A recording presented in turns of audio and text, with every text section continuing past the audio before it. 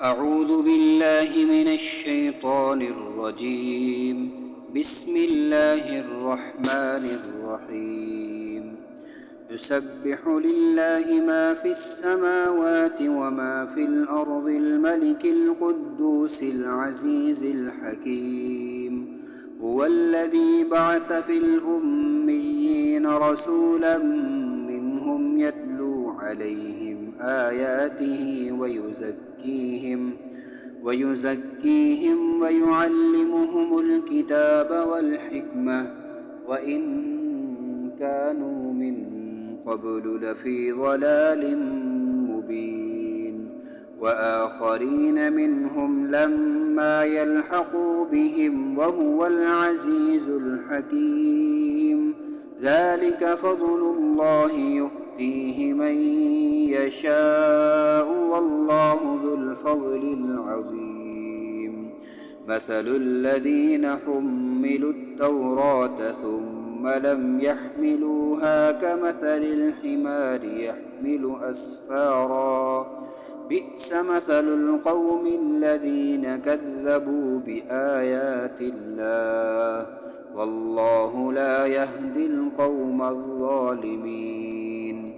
قل يا أيها الذين هادوا إن زعمتم أنكم أولياء لله من دون الناس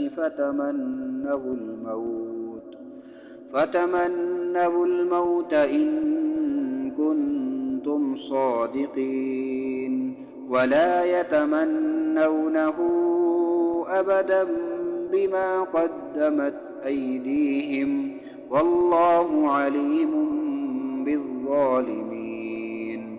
قل إن الموت الذي تفرون منه فإنه ملاقيكم ثم تردون إلى عالم الغيب والشهادة فينبئكم بما كنتم تعملون.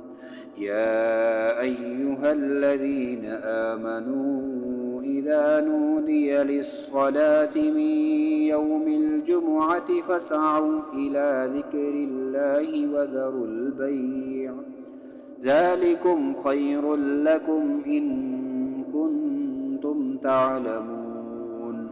فإذا قضيت الصلاة فانتشروا في الأرض وابتغوا من فضل الله واذكروا الله كثيرا لعلكم تفلحون.